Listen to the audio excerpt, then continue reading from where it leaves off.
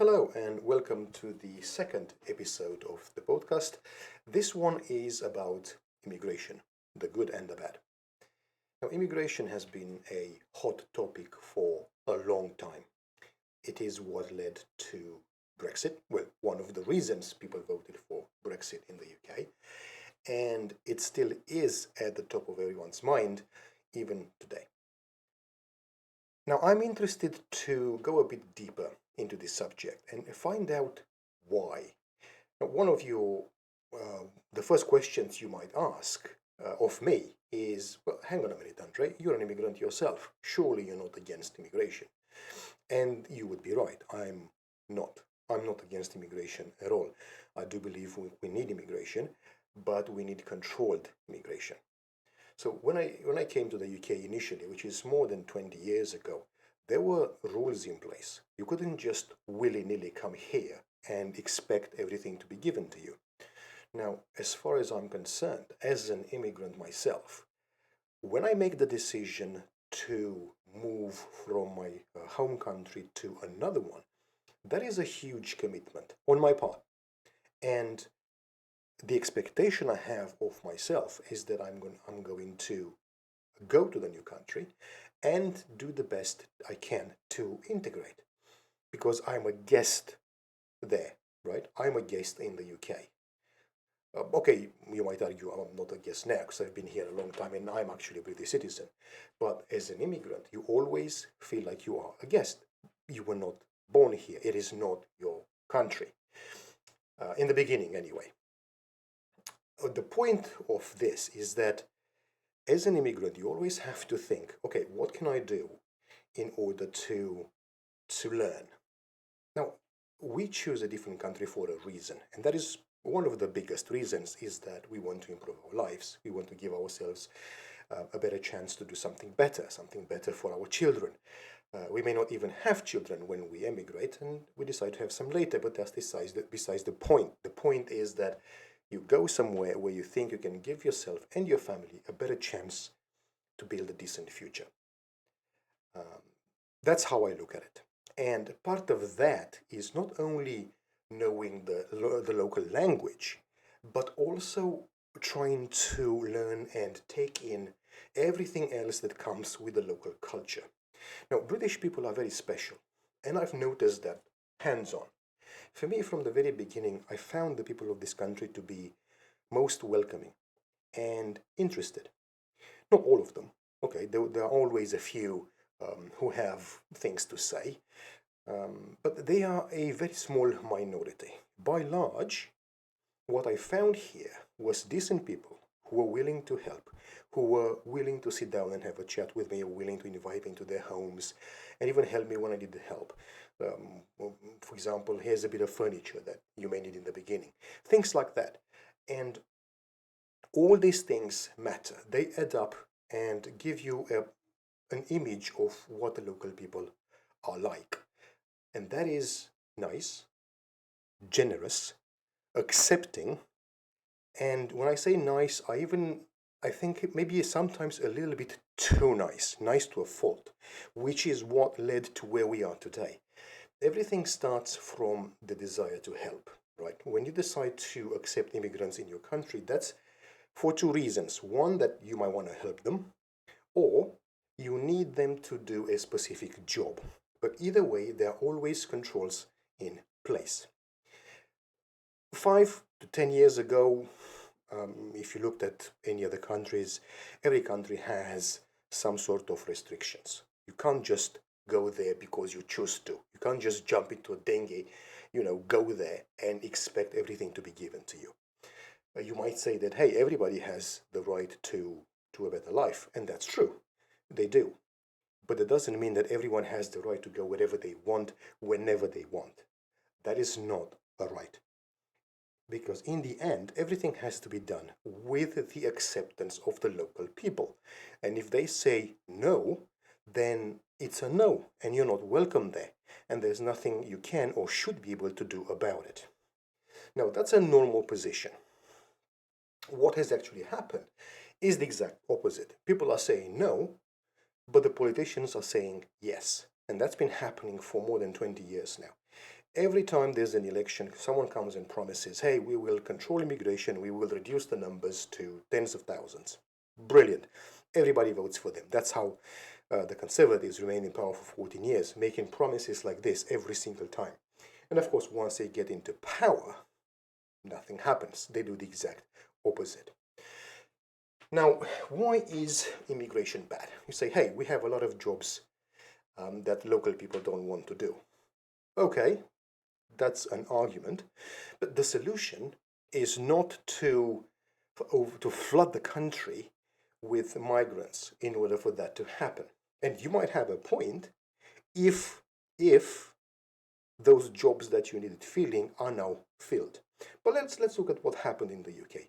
Are the jobs, this is a subject that comes up every now and then, are the jobs in care and hospitality filled right now? No. There's plenty of jobs available, especially in care, and nobody wants to do that. Right? Everybody asks, but hang on a minute, who's going to provide all the care that we need? Well, I'll tell you who isn't, and that's the immigrants who are coming here. Why do I say this? Because over the last few years, we had literally millions of people who came over here, and yet the care industry still cannot have enough people to do the jobs. So they come in, but they don't do the jobs. Now, we've seen reports recently which show that a large number of the people who come here don't actually work and live on benefits. And that leads to the second part of the discussion, which is the bad part. The good part is we all need people, and by all I mean all the countries need people to come in and do certain jobs. Some countries have a points-based system, which influenced by your qualifications, by your career, by your age, maybe you're a doctor. And that country needs doctors. That's kind of how it works. There's a list of occupations that are required. So it makes sense when someone wants to come over here, say, hey, do you have, are you doing one of those occupations on the list? If yes, awesome. Here's some extra points. You can actually come and do the thing. All this is normal behavior when you have border controls in place and you don't just open up the door to everybody. Now, the bad parts, so these are the good parts, right? You get people in, do the jobs you need, fair enough. The bad part is the integration. Once you have a lot of people who come to a new country, there has to be some sort of integration. And by that I mean the acceptance of the local culture, the knowing the language, behavioral changes.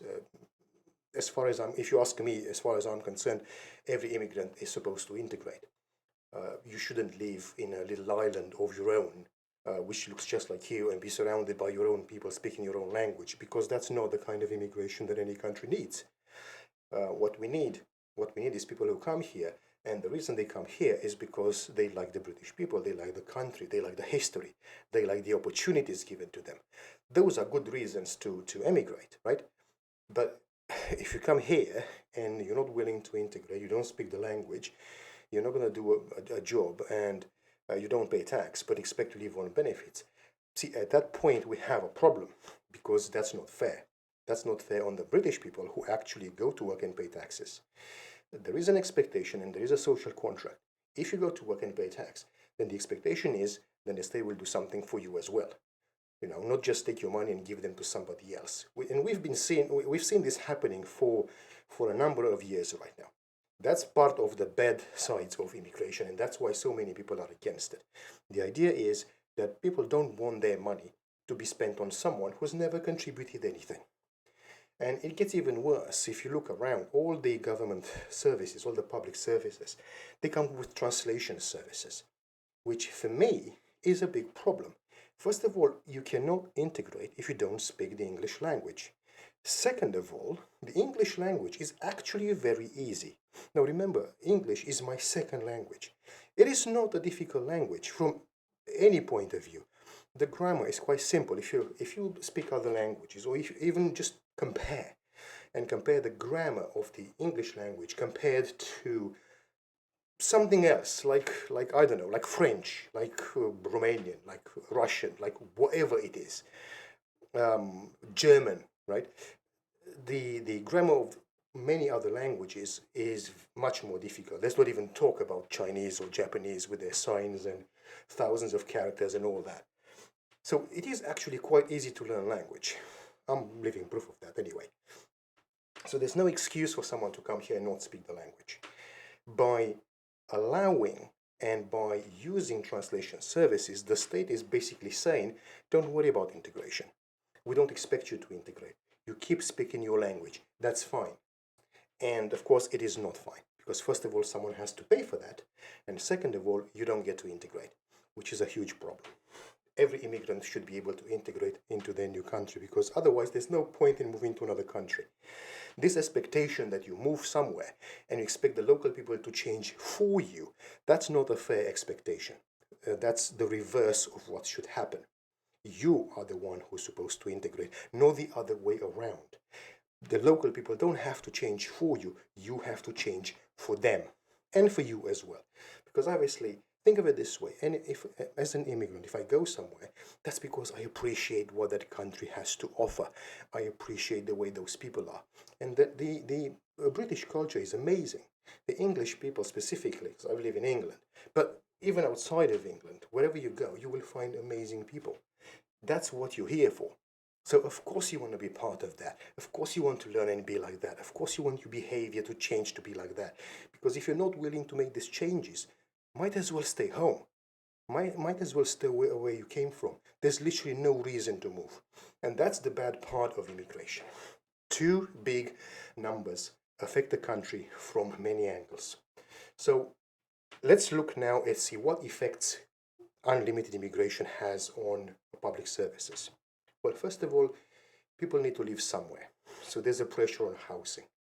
For some reason, our governments, either Labour or Tory, they don't seem to make the connection between number of people and housing issues. It's like, you get millions of people and they just happen to live somewhere in the sky. They don't need housing, apparently. Well, logic states that of course they need housing. So when you have millions and millions of people joining in a short amount of time, where are they going to live? That's the problem. We don't build enough houses anyway. We cannot. England is a very small, and the UK in general is a very small place.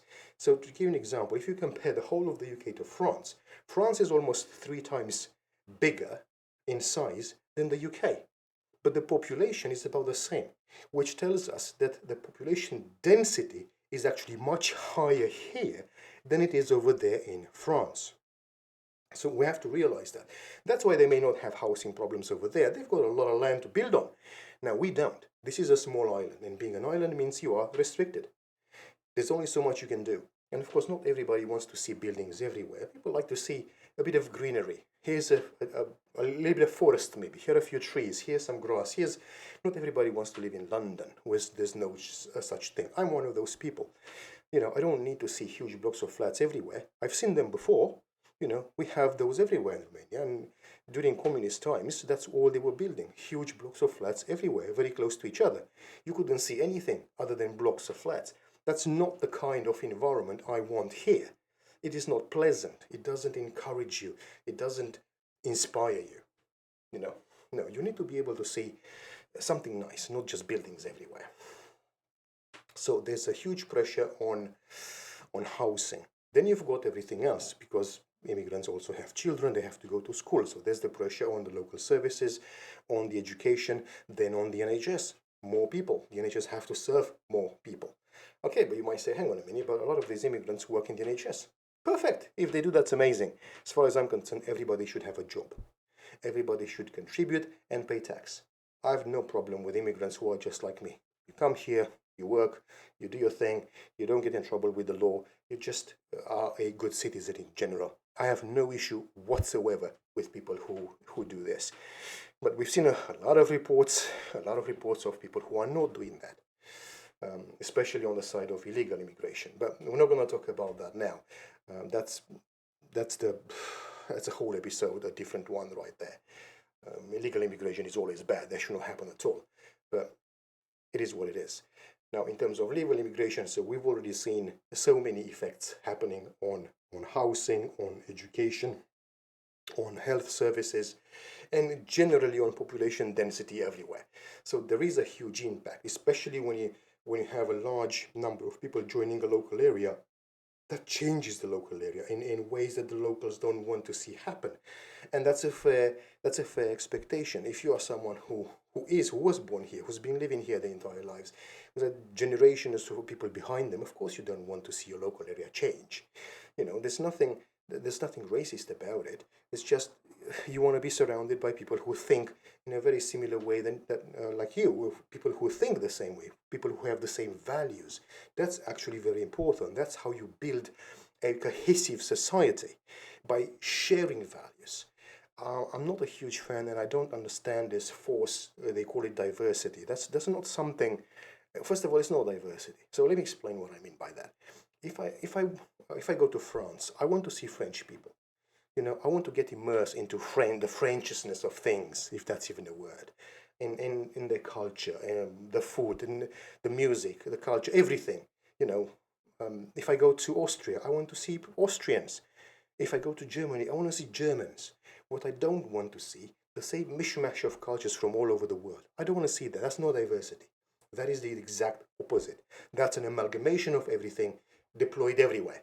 That's the exact opposite of diversity. Diversity is about keeping your national identity. It's about language. It's about culture. It's about values, not a mishmash of things which are not compatible. So that's kind of how I'm looking at things. That's what I would like to see. And it's the same thing. If I go to Romania, I want to see Romanians. I don't want to see a mishmash of other things. It's the exact opposite of diversity. So that's a huge problem with unrestricted immigration, which is what happened in the UK, but not just in the UK, but pretty much everywhere in the West in the past, let's say 10 years or so. I was trying to remember when did Germany open up their borders, because one year they had like 1 million people coming in, and we all thought that was crazy and insane, and yet now we get the same thing over here, except it's happening every year, which of course it's much worse. No country can deal with those levels of immigration. So the final point when it comes to immigration, we also have to think of what we do for our children. If the immigration affects everything else, in housing and everything, then you have to wonder, well, how are your children going to ever be able to afford a house? How are they ever going to be able to have a job if there's millions of people here who are willing to do the job for less money than you are? And that's another problem. So are there any solutions? Yes, of course there are solutions. The first solution would be to not give benefits to any immigrant of any kind, because quite frankly, no immigrant deserves them. And I put myself in that category. When I came here initially, nobody helped us, nobody gave us anything. All we had was 1 month. There was an English employer who came and took my wife first, brought her here, and all she got was 1 month of paid housing, and that was it. And after that, she started earning wages, and she was expected to pay for her rent and everything else. Nothing was for free, and that's the right attitude. If you're an immigrant somewhere, you need to be able to support yourself and your family. That is your job. That is your duty. It is not the job of the government of that country, and it is not the job of the local people to go to work and pay tax so that you and your family don't have to do anything. That's not fair. So that's the thing. So the first thing that I think needs to be done, and I hope someone will do it, is to cut the benefits to everybody. Now, the benefit system is a whole other discussion. The benefits, I look at it as a temporary blanket when something goes bad in your life and you need a bit of help. And that would be fair. I've got no issue with that. Everybody goes through a bad patch, and everybody, as long as they contribute, everybody deserves a bit of help when they need it. That's kind of how I look at the benefit system. So to see people who've never contributed anything come here and receive things for free, that's a huge problem, and that's what causes issues with the local population who don't get this kind of rights. And when you think about it, it is insane to think that you are a person who respects the law, has a job, goes to work, and pays taxes, only to see your money given away to people who've never contributed anything to your country. That's not fair. And that's the biggest point, and I think that's one of the reasons why so many people are quite upset about this. How is this going to end? I don't know. We'll probably need to have more discussions about it. But what we do need to see is a fair discussion about this, a proper debate, and the politicians acknowledge that there is an issue. And I want to see someone who comes up with the ideas, or at least some ideas, to start solving the problem. It's going to take a few years, but it can be done. That's the thing. The important bit is that everything that's happening right now is not actually that difficult to fix, as long as your priorities are correct. So, as a government of this country, if your priorities are on the benefits of your own people and your own country, then everything else becomes clear and simple. You know what needs to be done.